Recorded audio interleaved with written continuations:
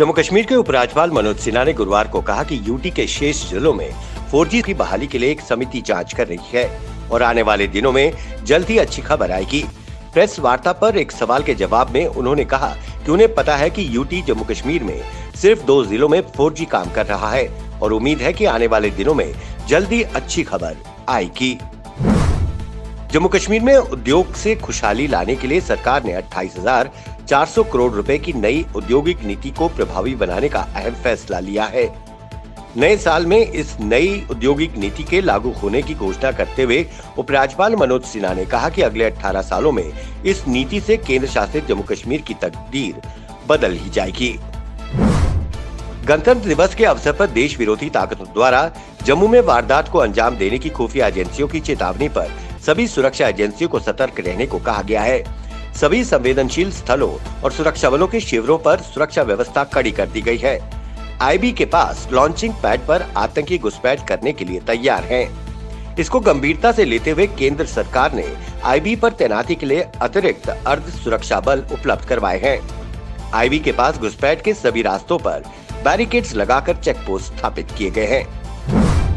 गुरुवार को मौसम में सुधार होने के बाद जम्मू कश्मीर हाईवे बंद रहा है, लेकिन हाईवे खोलने के कार्यों में तेजी देखने को मिली। हालांकि जम्मू कश्मीर पुलिस के ट्रैफिक विभाग के मुताबिक जम्मू कश्मीर हाईवे समरोली, नाशरी, कैफेटेरिया मोड़, सेरी, मरोग और जवाहर टनल अभी भी बंद हैं और हजारों गाड़ियां हाईवे पर फंसी हुई है। वहीं श्रीनगर एयरपोर्ट पर आज 4 दिन बाद हवाई सेवाएं शुरू की गयी। साफ मौसम के चलते शोपियां जिले में सड़कों पर से बर्फ हटाने के काम में प्रशासन पूरी तरह से विफल रहा है, जिसके बाद विभिन्न क्षेत्रों के स्थानीय लोगों ने बाहर निकलकर सड़कों को साफ करना शुरू कर दिया। स्थानीय लोगों ने आरोप लगाया कि प्रशासन ने न तो उनकी समस्याओं की ओर ध्यान दिया है और न ही वो फोन कॉल अटेंड कर रहे हैं। कई मरीजों को उनके भाई बहनों द्वारा अस्पताल में खाट पर या कंधों पर लाकर पहुंचाया गया।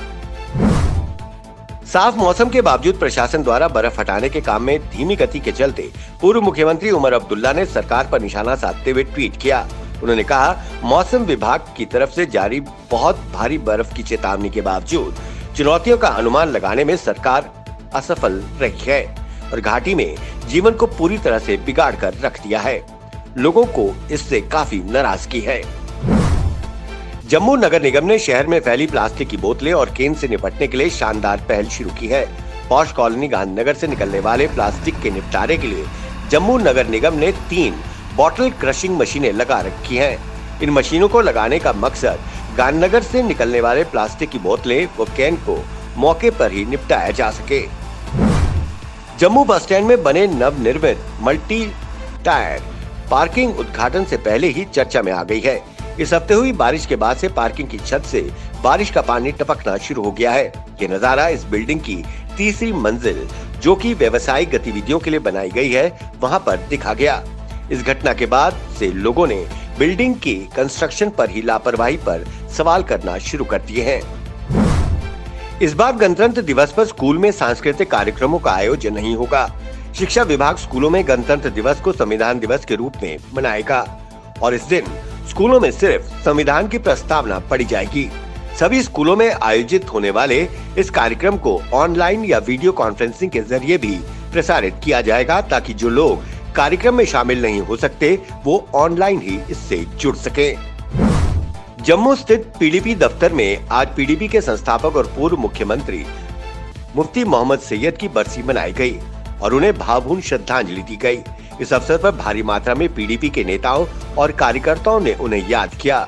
श्रद्धांजलि समारोह में बोलते हुए पूर्व एमएलसी सुरेंद्र सिंह चौधरी ने भाजपा पर निशाना साधा। जम्मू प्रेस क्लब में आयोजित पुस्तक विमोचन समारोह में आज पंडित तृप्त शास्त्री द्वारा लिखित श्री मल माता का इतिहास एवं पूजा विधि नामक पुस्तक का विमोचन किया गया। इस समारोह में आईजीपी पुलिस हेडक्वार्टर्स आईपीएस अधिकारी माननीय गरीबदास मुख्य अतिथि थे।